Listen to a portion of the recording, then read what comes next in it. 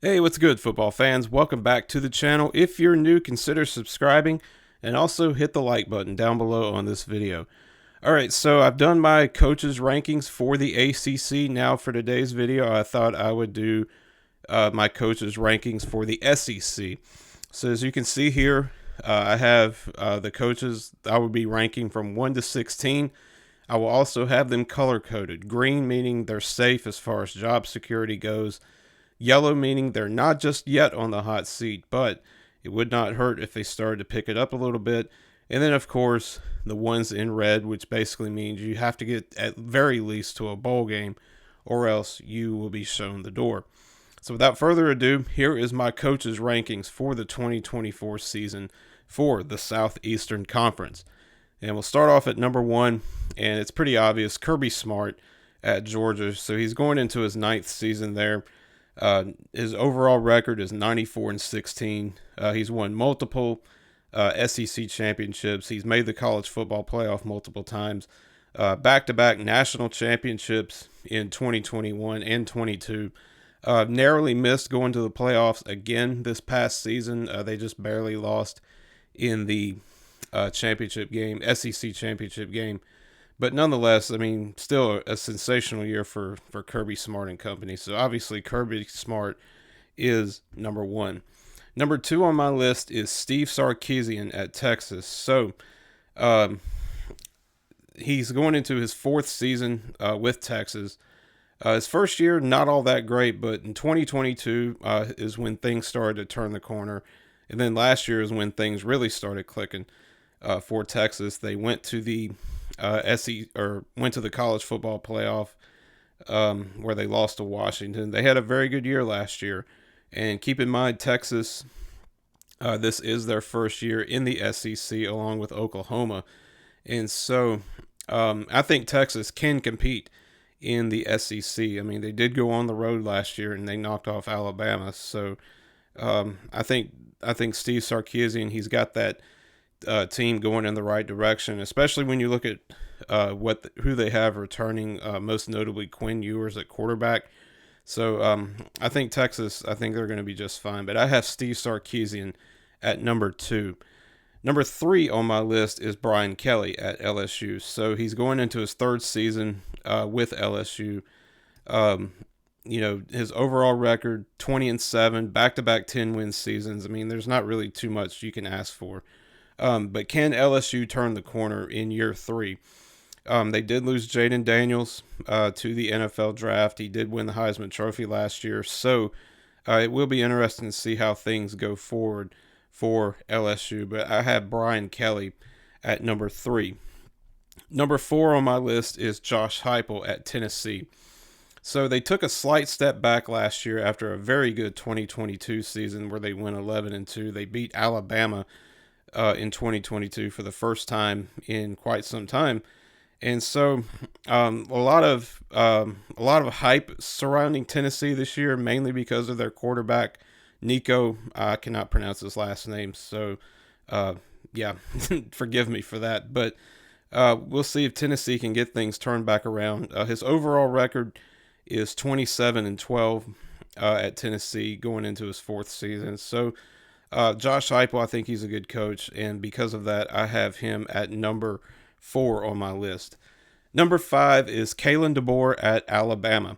So Kalen DeBoer, he takes over for the now retired Nick Saban, and big shoes to fill. He done a very good job at Washington.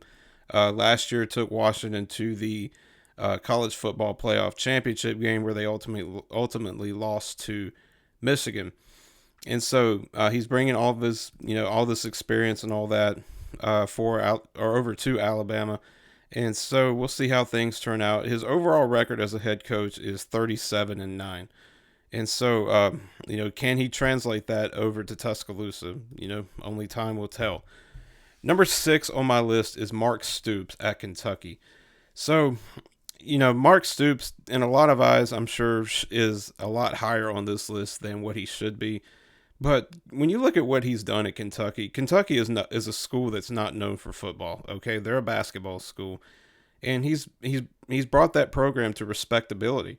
He's going into his 11th season now. His overall record is 73-65. And any coach that can do that at Kentucky is a good one in my book. And so, and because of that, I have him ranked at number 6. Number 7 is Lane Kiffin at Ole Miss. So he's going into his 5th season there. 34-15 overall. And I know Lane Kiffin, he loves to use the transfer portal. He's gotten a lot of pretty good players out there from the portal. But Ole Miss needs to take that next step if he wants to build them into a title contender. And I think with the college football playoff moving to 12 teams this year, who knows? Ole Miss might be able to sneak in. You never know. But Ole Miss just needs to take that next step forward. And so I have Lane Kiffin at number 7. Number 8 is Eli Drinkwitz at Missouri. So he's going into his 5th season with Missouri. His overall record there is 28-21. His first few years, not exactly the greatest, but last year Missouri did go 11-2. Can they keep that momentum going, or is it just a flash in the pan that one year? So only time will tell. But I thought he done a good job last year, and so we'll see if Missouri, if they can sustain that kind of success under Eli Drinkwitz. Number 9, I have Brent Venables at Oklahoma.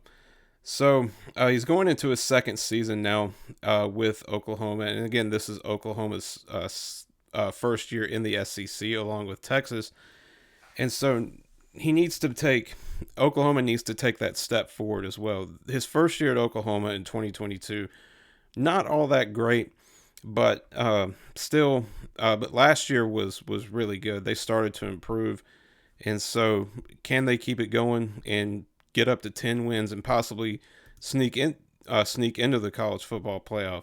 Only time will tell. But I have Brent Venables at number 9. Number 10 is Hugh Freeze at Auburn. So Hugh Freeze is in his 2nd season at Auburn. Of course, we all know Hugh Freeze is a good coach. He was very good at Ole Miss when he was there. Went over to Liberty and was very successful there, and that's what ultimately landed him the job at Auburn. So they did go 6-7 last year. A couple of games where they should have won. Most notably the Iron Bowl against Alabama. Had they not had that 4th and goal from the 30-yard line, they win that game. Had Alabama not converted that. And so can he keep it going? Can Hugh Freeze, can he take that next step forward and bring Auburn back to respectability? Number 11 is Mike Elko at Texas A&M. So obviously a first-year head coach is not going to be on the hot seat. And so Mike Elko is in his 1st season at A&M. He was at Duke for 2 years and done a very good job at Duke. 16-9 record when he was there. And any coach that can do that at Duke is a very good one. And so we'll see if Mike Elko can translate that. He was the defensive coordinator under Jimbo Fisher before he left to take the head coaching job at Duke. So moving to number 12, and we have our first coach and our only coach really that is in yellow, which means they need to pick it up, and that is Shane Beamer at South Carolina. So he's going into his 4th season there. His first 2 years at South Carolina, they did go to a bowl game, including his 2nd year where they pulled off a massive upset on the road against Clemson. And then last year they took a step back, and so they went 5-7. Can Shane Beamer get South Carolina back to that level? Only time will tell. But I have him heating up because the SEC is a very tough conference. And then when you bring in Texas and Oklahoma, that's just going to make it that much tougher. And so I think because of that, I think Shane Beamer, I'm not going to put him on the hot seat yet, but it wouldn't hurt if he started to at least get back to a bowl game this year. And so we come to our first coach that is on the hot seat for sure, and that is Sam Pittman at Arkansas. So 5th year, going into his 5th year at Arkansas, his overall record there is 23-25. Only one good year, and that was in 2021 where they went 9-4. But since then they've gone 7-6, and then 4-8. So it's been disappointing. And honestly, I'm surprised that Arkansas allowed him to come back. And I like Sam Pittman. He seems like a likable guy and all. But I think at the very least, if Arkansas doesn't go to a bowl game this year, I think you will hear of a coaching change at Arkansas. So we'll wait and see. Number 14 is Billy Napier at Florida. So, this has been a major disappointment, considering how good he was at Louisiana. So, Billy Napier, going into his third season at Florida, overall record is 11-14, and Florida has a very, very tough schedule this year, and I just don't know. I mean, 6 wins would feel like a national championship for Florida this year, and that might be enough to save his job. Maybe it won't be, but it's going to be an uphill battle, I think, for Florida this year and for Billy Napier. And I would not be surprised at all if he is let go by season's end. Number 15 is Jeff Lebby at Mississippi State. And, he takes over a Mississippi State team this is their third different coach in 3 years. The unfortunate passing of Mike Leach at the end of 2022. And then they promoted Zach Arnett from defensive coordinator. And I always felt that Zach Arnett got kind of a raw deal considering the situation they were in. So it's going to be an uphill climb, but obviously I'm not going to put a first-year head coach on the hot seat. I just don't feel that's right. And so we'll see how good of a job he'll do with Mississippi State. But I have Jeff Lebby at number 15. And then rounding out the field at number 16 is Clark Lee at Vanderbilt. So it's hard to put a coach at Vanderbilt on the hot seat, but when you look at Clark Lee's record there, I know Vandy is not an easy place to coach. I understand that, but he's going into his 4th season, and his overall record at Vandy is 9-27. His first year they went 2-10.